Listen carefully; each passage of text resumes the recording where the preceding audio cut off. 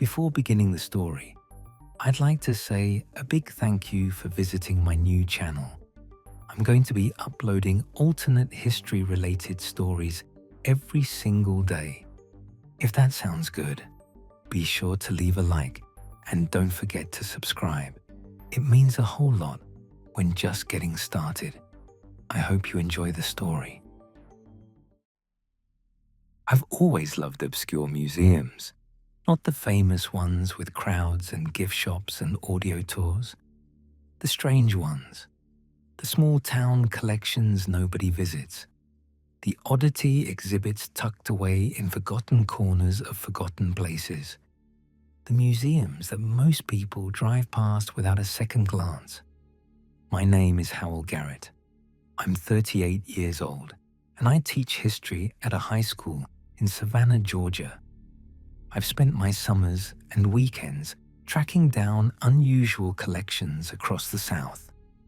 A museum dedicated entirely to buttons, a collection of handwritten letters from soldiers in wars most people have forgotten, a room full of medical equipment from the 1800s, still stained with things I'd rather not think about.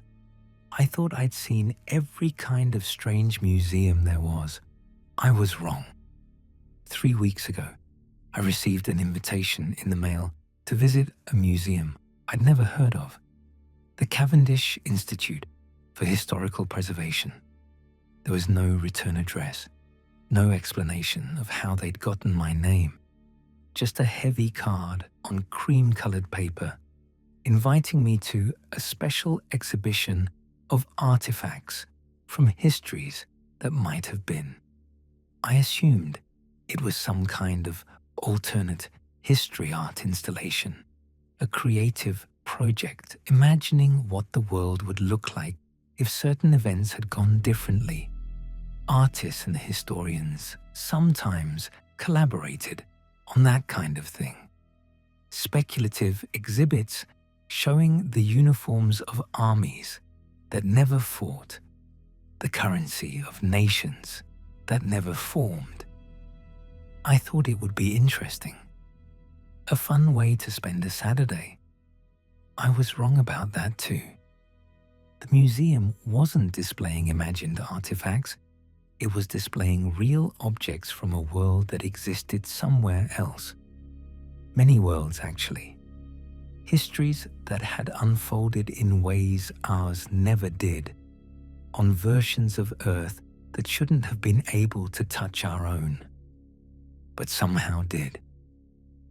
The invitation included an address in a small town called Ashwick, about 2 hours from Savannah. I'd never heard of it. When I searched online, I found almost nothing. A few mentions in old census records from the early 1900s, a dot on maps that hadn't been updated in decades. No Wikipedia page, no tourism website, no presence in the modern world at all. I almost didn't go. The whole thing felt strange, and strange usually means trouble. But curiosity won out. It always does with me. I drove out on a Saturday morning, following directions that took me off the main highways onto county roads I'd never traveled. The further I went, the more the landscape changed.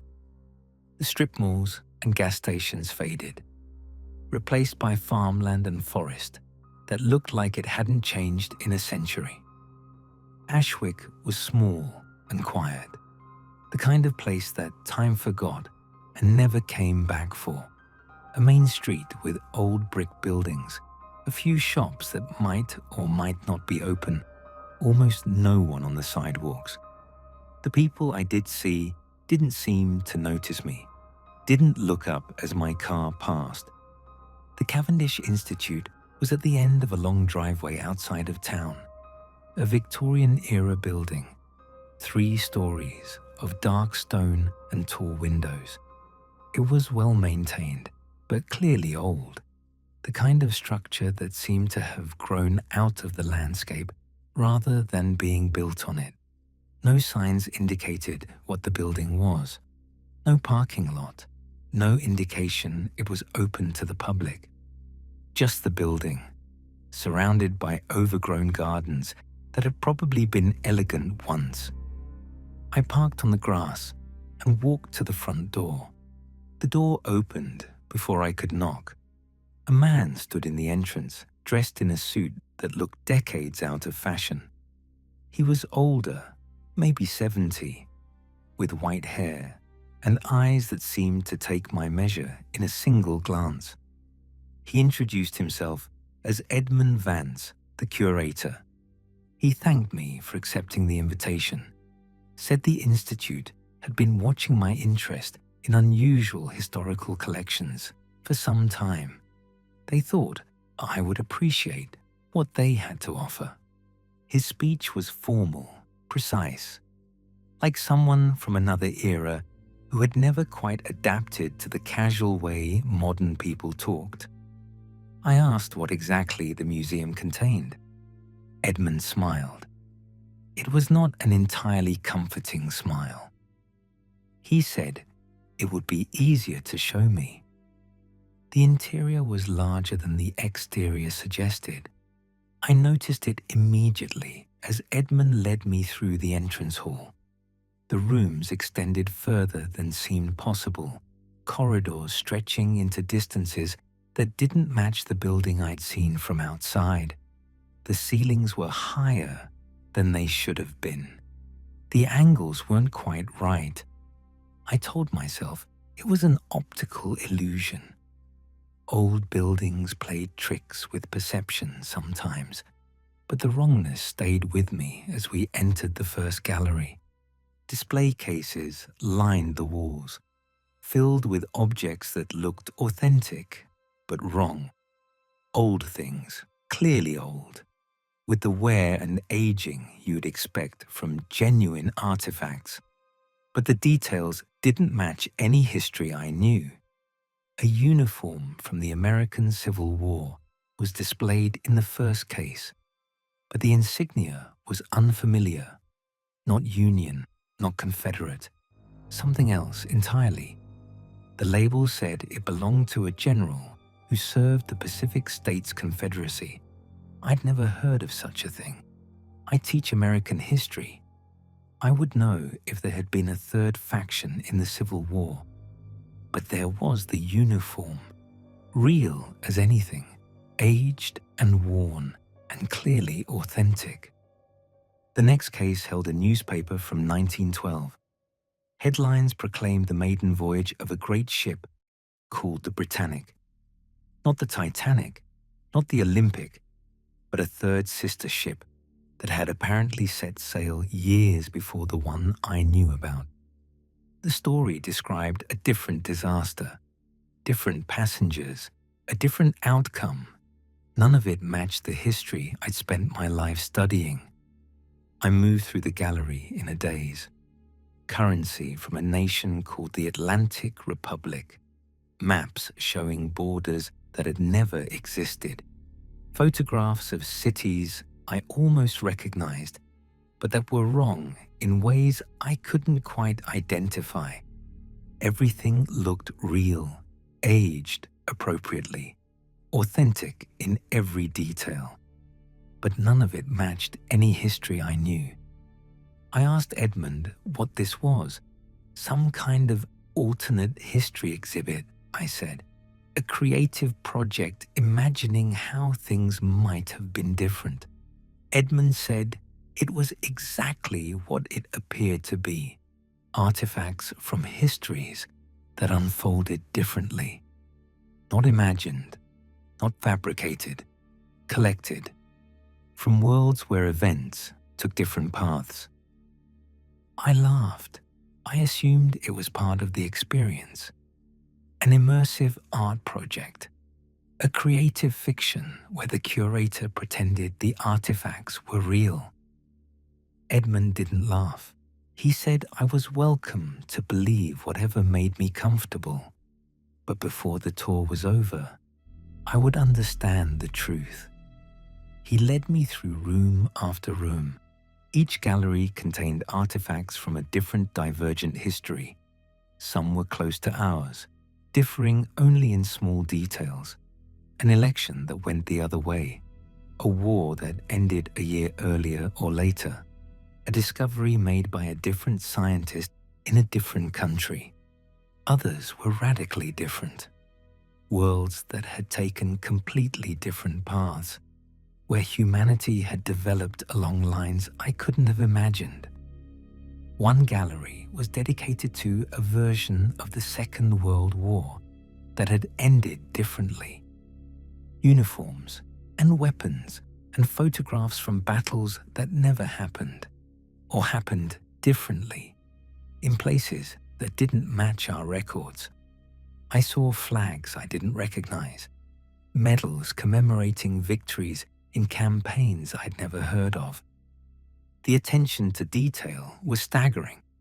If these were forgeries, they were the most elaborate forgeries ever created. Another room contained technology that shouldn't exist. Devices that looked advanced but old. Machines with vacuum tubes and brass fittings that seemed to do things our technology still couldn't accomplish.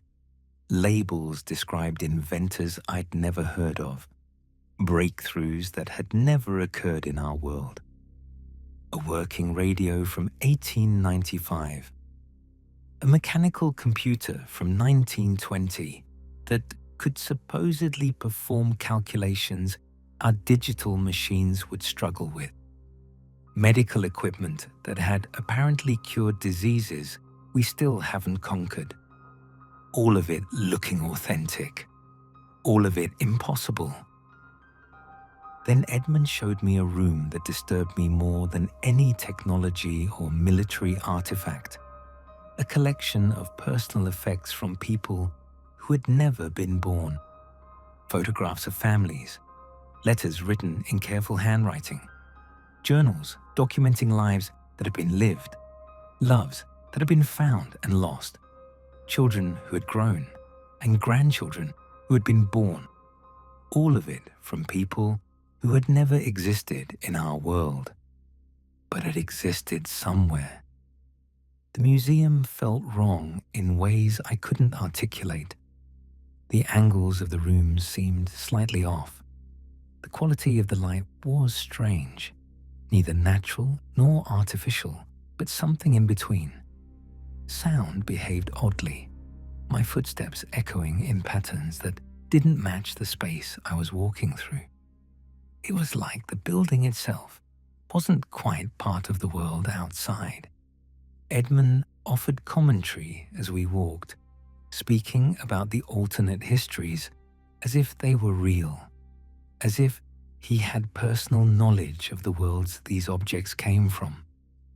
At one point, I asked how the Institute acquired these items. He paused before answering. Some things were donated, he said. Some were recovered. Some simply appeared. The boundaries between what was and what might have been were thinner than most people realized. Sometimes, objects slipped through. At the end of a long corridor, I noticed a door that was different from the others. It was chained shut. Heavy chains, multiple padlocks, the kind of security you'd expect on a bank vault rather than a museum gallery. Unlike the rest of the museum, which was immaculate, this door looked damaged. Deep scratches gouged the wood. The frame was dented, warped, as if something had tried to get through. From which side, I couldn't tell. I asked Edmund what was behind the door. His demeanor changed.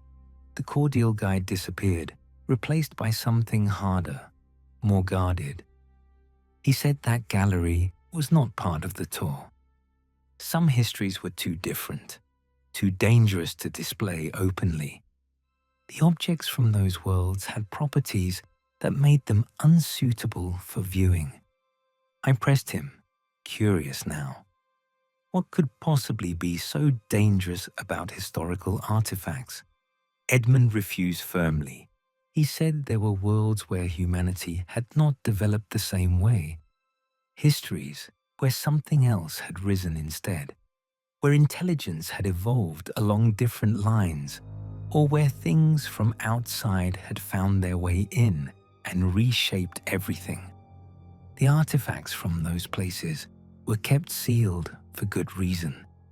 As we stood there, I heard something, a sound from behind the chained door, not loud, barely audible, but unmistakable, like breathing, slow and deep, or movement, something shifting in the darkness beyond the chains. I asked Edmund if something was alive in there. He didn't answer directly.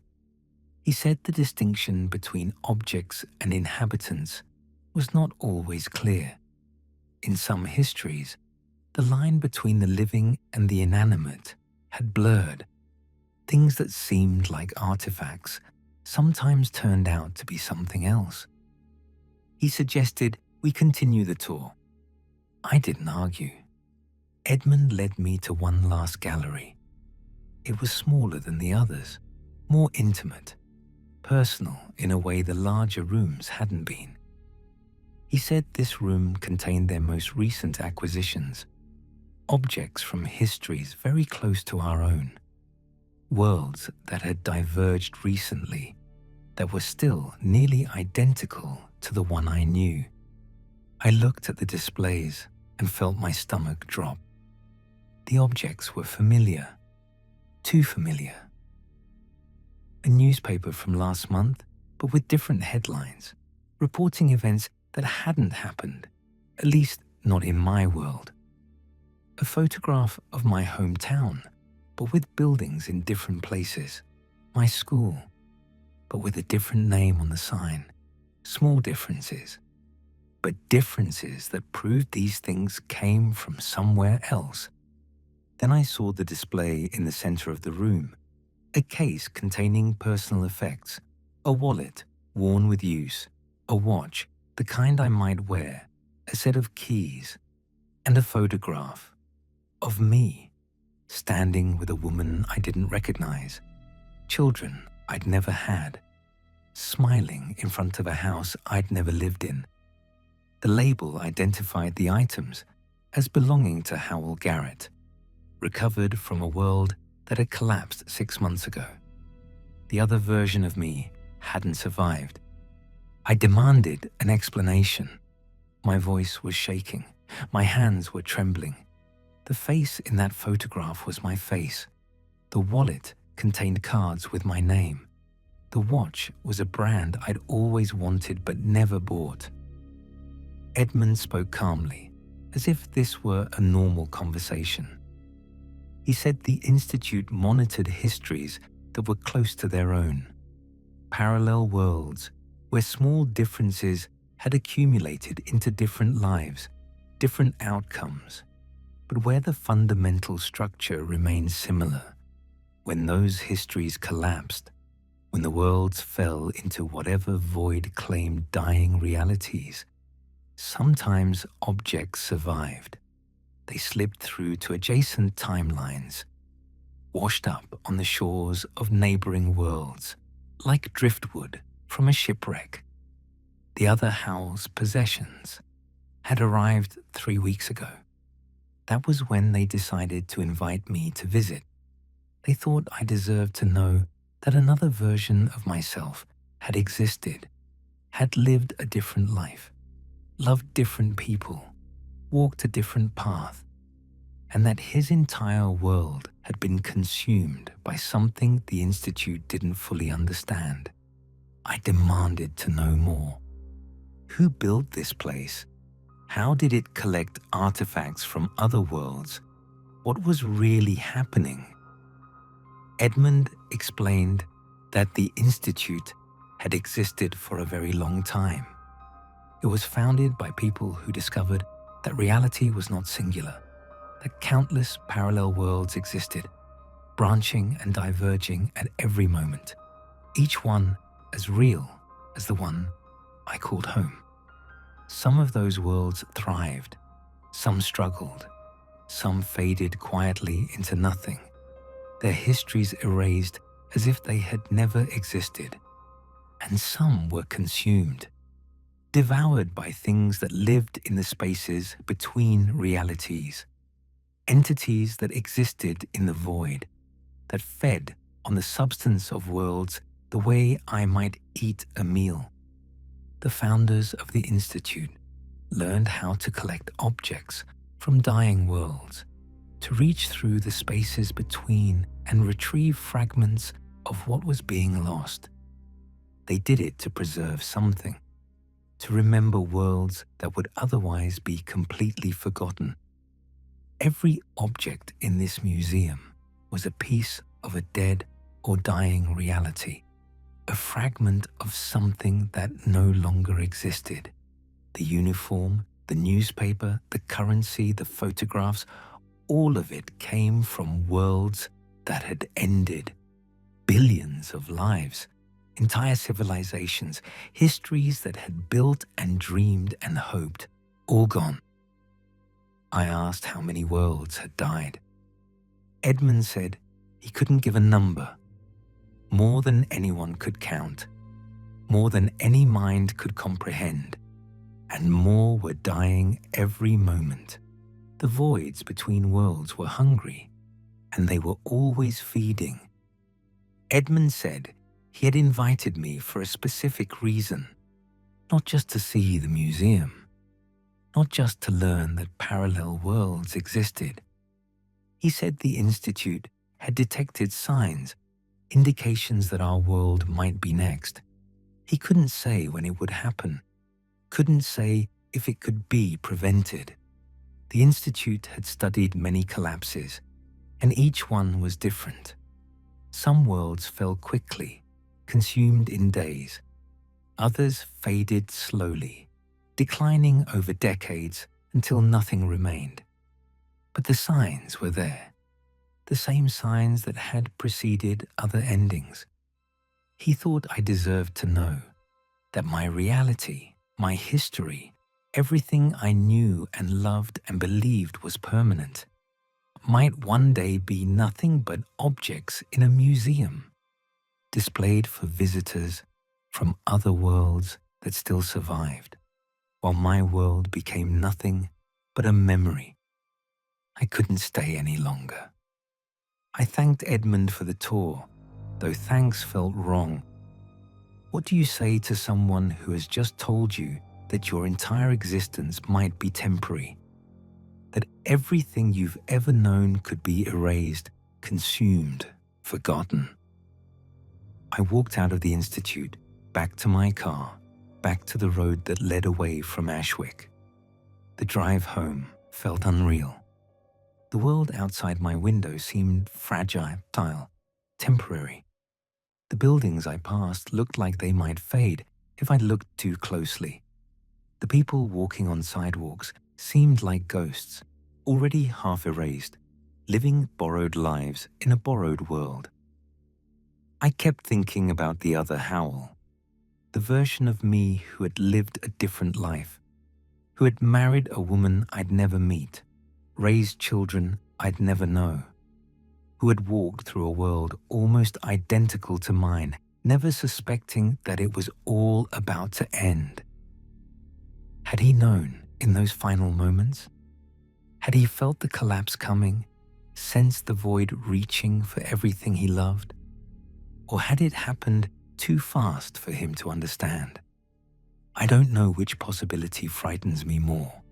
Since that day, I haven't been able to see the world the same way. Everything feels thin, uncertain, like the ground beneath my feet might give way at any moment, dropping me into the void that Edmund described. I teach my classes, grade my papers, go through the motions of my normal life, but none of it feels normal anymore. I look at my students and wonder if they'll exist tomorrow. I look at the buildings I pass every day and wonder if they're already fading. I look at the sky and try not to think about what might be looking back. And I've been watching for the signs Edmund mentioned, the indicators that a world is beginning to collapse. He didn't tell me exactly what to look for. Maybe he didn't know. Maybe each collapse is different, each ending unique. But I feel something, a wrongness at the edges of perception. Moments when reality seems to flicker, when the solid world feels less solid. Times when I could swear that things have changed, that something is different, that the world I woke up in isn't quite the world I went to sleep in. Maybe it's paranoia, trauma from what I experienced. Or maybe I'm seeing what was always there. The fragility of existence that most people never notice. I don't know if our world is dying. I don't know if the things in the void are coming for us, if we're next on an endless list of realities to be consumed. But I know now that it's possible, that everything I love, everything I know, everyone I care about could become nothing but artifacts in a museum, displayed in glass cases with neat labels explaining what we were, where we came from, how we ended. Visitors from surviving worlds would walk past our possessions, our photographs, our letters and journals and personal effects.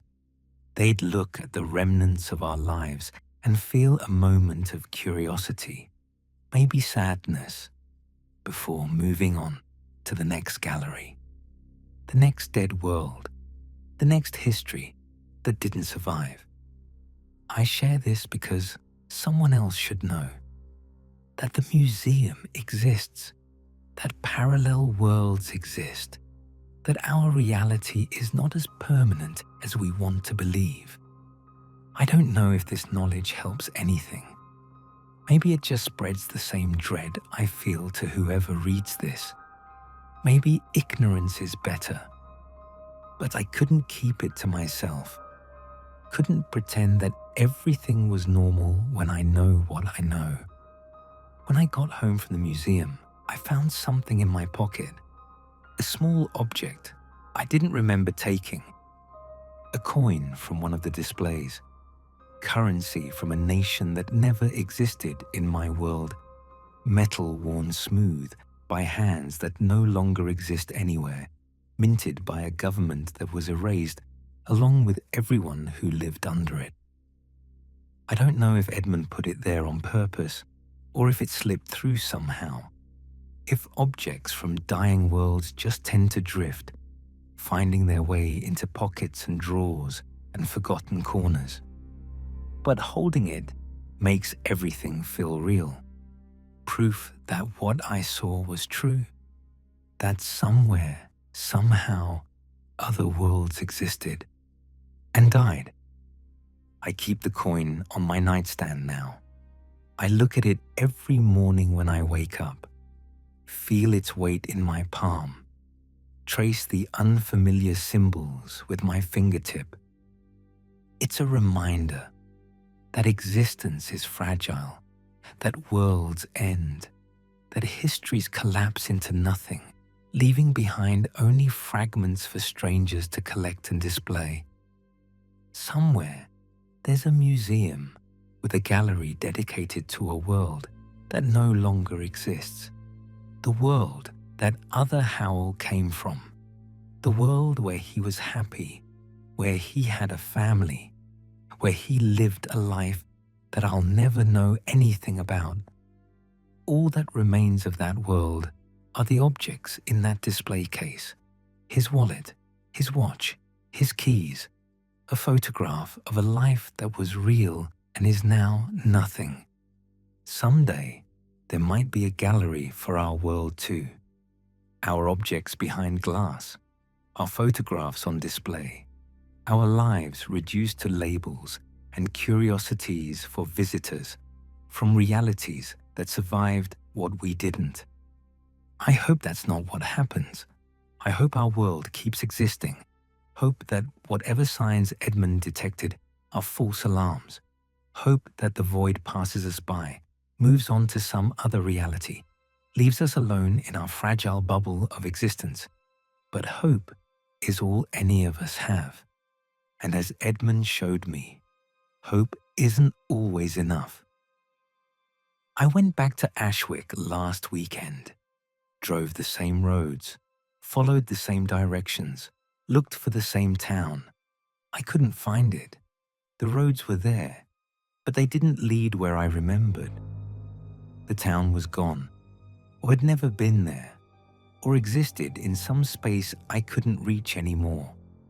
Maybe the museum only appears when it wants to be found.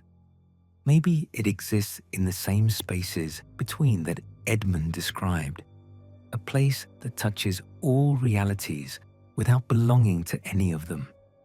Or maybe our world has already changed enough that the path I took no longer exists. I don't know. All I have is the coin in my pocket and the memory of what I saw.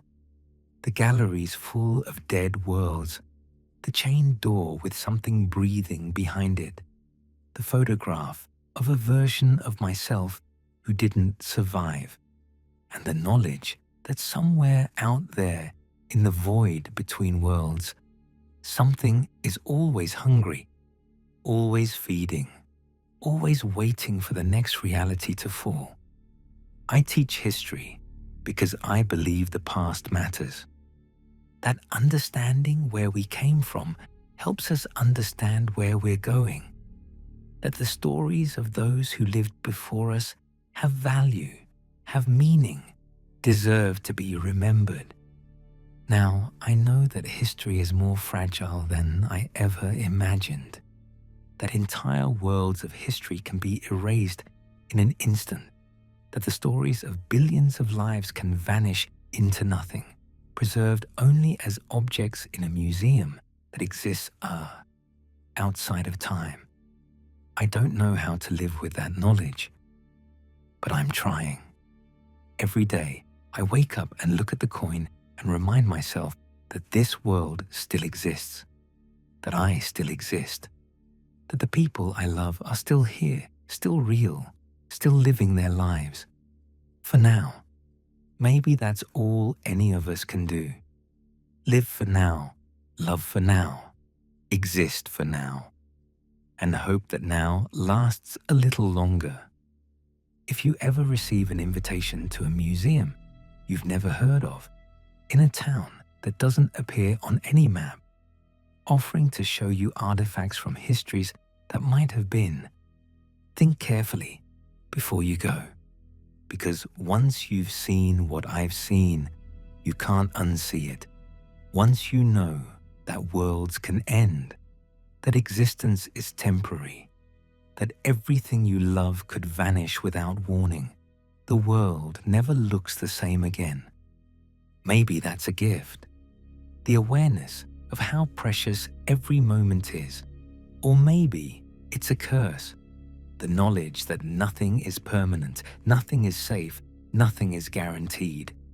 I still don't know which.